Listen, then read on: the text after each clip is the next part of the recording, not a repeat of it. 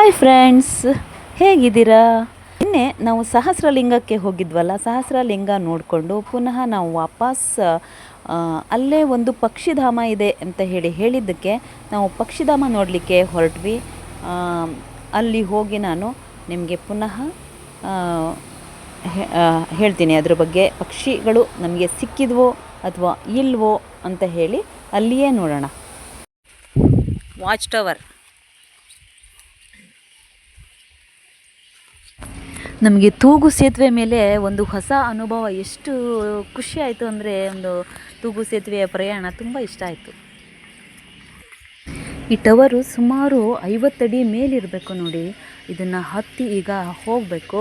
ನಮಗೆ ಅಲ್ಲೊಂದು ಕೆರೆ ಇದೆಯಂತೆ. ಆ ಕೆರೆ ತುಂಬ ಬೆಳ್ಳಕ್ಕಿಗಳು ಇರ್ತವೆ. ಅದು ಕೆರೆ ಮೇಲೆ ಏನೂ ಬಿಳಿ ಹಾಲು ಚೆಲ್ದ ಹಾಗೆ ಇರುತ್ತೆ ಅಂತ ಹೇಳ್ತಾ ಇದ್ದಾರೆ.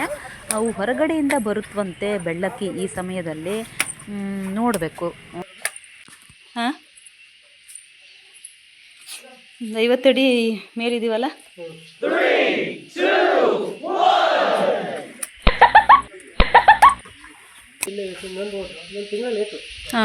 ಇಲ್ವಾ? ಓ, ಅಲ್ಲೆಲ್ಲ ಅದು ಬೆಳ್ಕೊಂಡಿದೆಯಲ್ಲ ಅಲ್ಲಿ. ಓಹೋ, ಮರಗಳಿದ್ದಂಗೆ ಇದಾವೆ ಸರ್. ಒಂದು ಪಕ್ಷಿ ಇಲ್ಲ.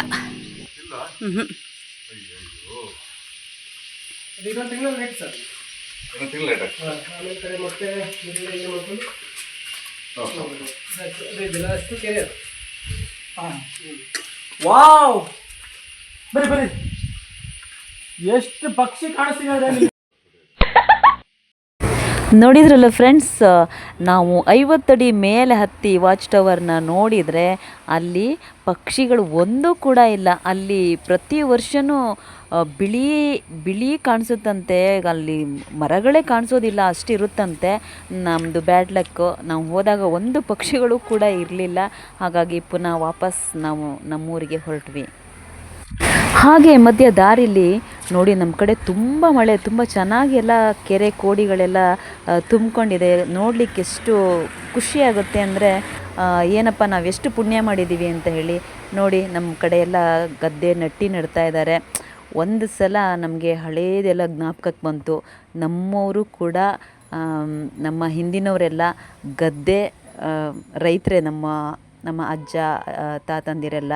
ಹಾಗಾಗಿ ನಮಗೆ, ನಾವು ಸಣ್ಣಕ್ಕಿರುವಾಗೆಲ್ಲ ಗದ್ದೆಗೆ ಹೋಗಿ ಆಟ ಆಡ್ತಿದ್ವಿ. ತುಂಬ ಖುಷಿಯಾಯಿತು ಇದನ್ನು ನೋಡಿ. ಎಷ್ಟು ಚೆನ್ನಾಗಿ ನಾಟಿ ನೆಡ್ತಾ ಇದ್ದಾರೆ ಅಂತ ಹೇಳಿ. ನೋಡಿ, ಚೆನ್ನಾಗೆ ಖುಷಿ ಆಯಿತು ನಮಗಿದೊಂದು ಸೀನ್ ನೋಡಿ. ಎಲ್ಲ ಕಡೆನೂ ನಮ್ಮ ಕಡೆ ದೇವ್ರ ದಯದಿಂದ ಮಳೆ ತುಂಬ ಚೆನ್ನಾಗಿ ಬರ್ತಿದೆ. ಓವರಾಗೂ ಬರ್ತಿಲ್ಲ, ಅಥವಾ ಇಲ್ಲವೇ ಇಲ್ಲ ಅಂತಲೂ ಹೇಳೋಂಗಿಲ್ಲ. ಚೆನ್ನಾಗೇ ಬರ್ತಾಯಿದೆ. ಎಲ್ಲ ನಾಟಿ ನೆಡ್ತಾ ಇದ್ದಾರೆ.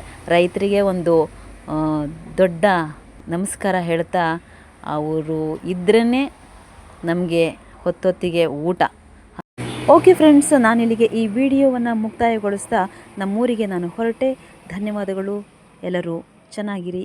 ನಮಸ್ಕಾರ.